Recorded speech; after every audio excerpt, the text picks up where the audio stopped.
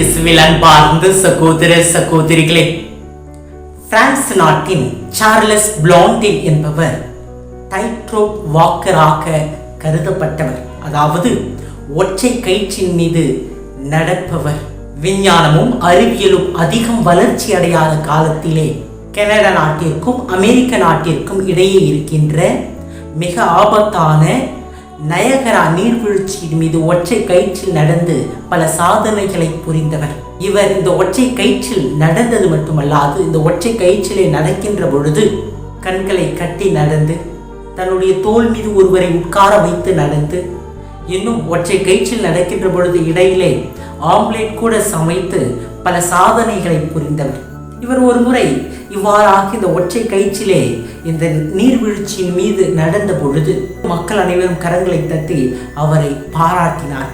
அப்பொழுது அவர் அந்த மக்களை பார்த்து, இந்த ஒற்றை கயிற்றின் மீது நான் மற்றொரு பெரிய சாதனையை செய்ய போகின்றேன். இதோ இருக்கின்ற இந்த ஒற்றை சக்கர வண்டியை இந்த ஒற்றை கயிற்றின் மீது ஓட்டிக்கொண்டே நான் நடக்கப் போகிறேன். என்னால் முடியும் என்று நீங்கள் நம்புகிறீர்களா என்று கேட்கிறார். அனைவரும் அங்கிருந்த மக்கள் எல்லோரும் உங்களால் முடியும் முடியும் என்று சொன்னார்கள். உடனே அங்கு உங்களால் முடியும் என்று கத்திக் கொண்டிருந்த அந்த மனிதரை பார்த்து கேட்கிறார், நீங்கள் சொல்லுங்கள், என்னால் முடியுமா என்று கேட்கிறார். உடனே அந்த மனிதரும் உங்களால் முடியும் என்று குறிப்பிடுகின்றார். உடனே வந்து இந்த ஒற்றை சக்கர வண்டியில் உட்காருங்கள், நான் உங்களை உட்கார வைத்து இதை நான் தள்ளி கொண்டு செல்கின்றேன் என்று அழைப்பு கொடுத்தார். அதற்கு அந்த மனிதன் தயாராக இல்லை. ஏன், அங்கிருந்தவர்கள் பலர் தயாராகவே இல்லை. அன்பார்ந்தவர்களே, இன்றைக்கு நம்முடைய கிறிஸ்தவ வாழ்வும் அங்கிருந்த மக்களைப் போலத்தான். நாம் ஆண்டவரை நம்புகின்றோம், ஆண்டவரில் நாங்கள் வாழுகின்றோம் என்று பெயரளவில் வெறும் பேச்சளவிலே நாம் வாழ்ந்து கொண்டிருக்கின்றோம். ஆனால் கிறிஸ்தவர்களாகிய நம்முடைய நம்பிக்கை செயலளவில் நம்முடைய வாழ்க்கையில் இருக்கின்றதா என்பதை சிந்தித்து பார்ப்பதற்கு இந்த பொது காலத்தினுடைய 6வது ஞாயிற்றுக்கிழமை நம் ஒவ்வொருவருக்குமே அழைப்பு தருகின்றது. அன்பார்ந்தவர்களே, இந்த பொது காலத்தினுடைய 6வது ஞாயிற்றுக்கிழமையினுடைய இறை வார்த்தைகள் ஆண்டவரில் நாம் ஒவ்வொருவரும் நம்பிக்கை கொள்வதற்கு நமக்கு அழைப்பு தருகின்றது. சிறப்பான விதத்திலே இன்றைய இறை வார்த்தை வழிபாடு நமக்கு 3 விதமான நம்பிக்கையை பற்றி எடுத்துரைக்கின்றது. இந்த 3 விதமான நம்பிக்கையில் தான் இன்று மனித சமுதாயம் வாழ்ந்து கொண்டிருக்கின்றது. ஆனால் எப்பேற்பட்ட நம்பிக்கை கொண்டவர்களாக நாம் வாழ வேண்டும், எதில் நம்முடைய நம்பிக்கை இருக்க வேண்டும் என்பதை இன்றைய நாளிலே சிந்தித்து பார்ப்போம். அன்பார்ந்தவர்களே, முதலாவதாக மனிதரில் நம்பிக்கை. இன்றைய முதல் வாசகம் எரேமியா இறைவாக்கினர் யூத மக்களுக்கும் அதன் தலைவர்களுக்கும் ஆண்டவரில் நம்பிக்கை கொள்ள அழைப்பு தருகின்றார். இவர்கள் படை தலைவர்கள் மீதும் தங்களுடைய படைகள் மீதும் நம்பிக்கை கொண்டார்கள். அதனால்தான் மனிதரிடத்தில் மனித வலிமையில் நம்பிக்கை கொள்வோர் சபிக்கப்படுவர் என்று குறிப்பிடுகின்றார். மாறாக ஆண்டவரிடத்திலே நம்பிக்கை வைப்பதற்கு அவர்களுக்கு அழைப்பு தருகின்றார். இதற்காக இவர் அழகிய உருவகத்தை பயன்படுத்துகின்றார். மனிதரிலே நம்பிக்கை கொள்வோர் பாலை நில புதர் செடிக்கும் யாரும் வாழாத வறண்ட நிலத்திற்கும் ஒப்பாவார் என்று குறிப்பிடுகின்றார். இன்றைக்கு நாம் மனிதர்களில் நம்பிக்கை கொள்பவர்களாக வாழ்கின்றோமா என்பதை சற்று சிந்தித்து பார்ப்போம். இரண்டாவதாக உலக மாயைகளில் நம்பிக்கை. இன்றைய நற்செய்தி வாசகம் உலக மாயைகளின் மீது நம்பிக்கை கொண்டு வாழ்வோரை கண்டிக்கின்றது. நற்செய்தியிலே ஆண்டவர் இயேசுவினுடைய சமவெளி பொழிவை நாம் வாசிக்கின்றோம். மத்திய நற்செய்தியிலே மலைப்பொழிவிலே பேறுகளை, அதாவது பேறு பெற்றவர்களை மட்டுமே நாம் வாசித்து தியானிக்கின்றோம். ஆனால் லூக்கா தருகின்ற இந்த சமவெளி பொழிவிலே 4 பேறுகளையும் 4 கேடுகளையும் நாம் வாசிக்கின்றோம். ஏழைகள், பசியால் பட்டினியால் இருப்போர், ஒதுக்கப்பட்டோர், அழுவோர் என இவர்களை பேர் பெற்றவர்களாகவும், செல்வந்தர், கொழுத்திருப்போர், புகழ்ந்து பேசப்படுவோர் மற்றும் சிரித்து இன்புறுவோரை கேடு நிறைந்தவர்களாகவும் இன்றைய நற்செய்தியிலே நாம் வாசிக்கின்றோம். செல்வராக இருப்பதும் உண்டு கொழுத்திருப்பதும் மேலும் மற்றவரால் புகழப்படுவதும் சிரித்து மகிழ்ச்சியுறுவதும் தவறா?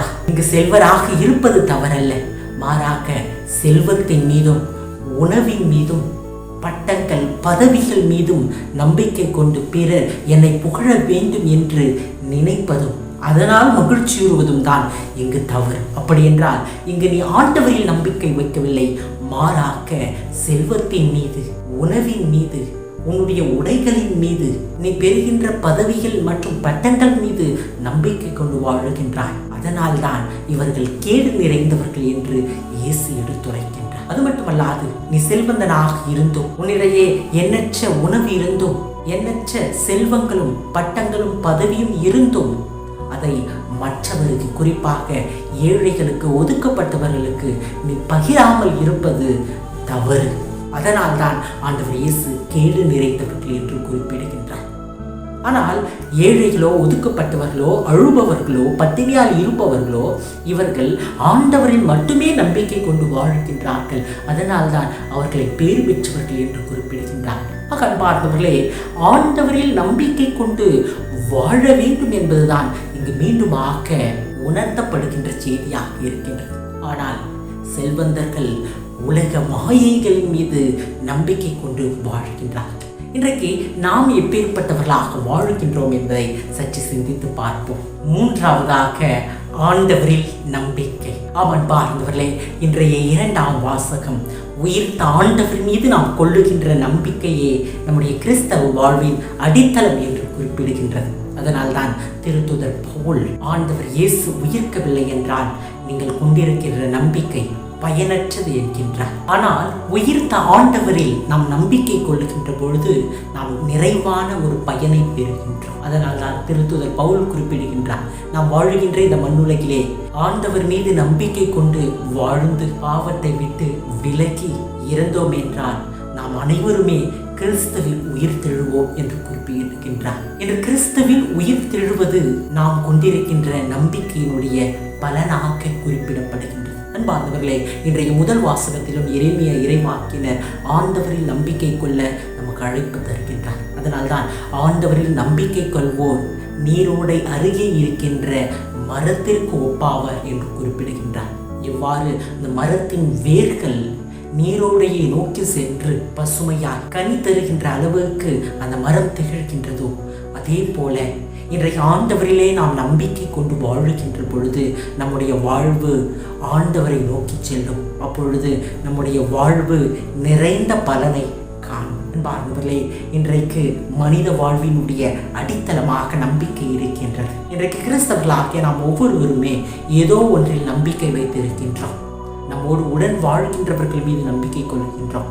மற்றவர்கள் திறமை மீது நம்பிக்கை கொள்கின்றோம். ஏன், நம்முடைய திறமைகள் மீதே நாம் நம்பிக்கை கொண்டு வாழ்கின்றோம்.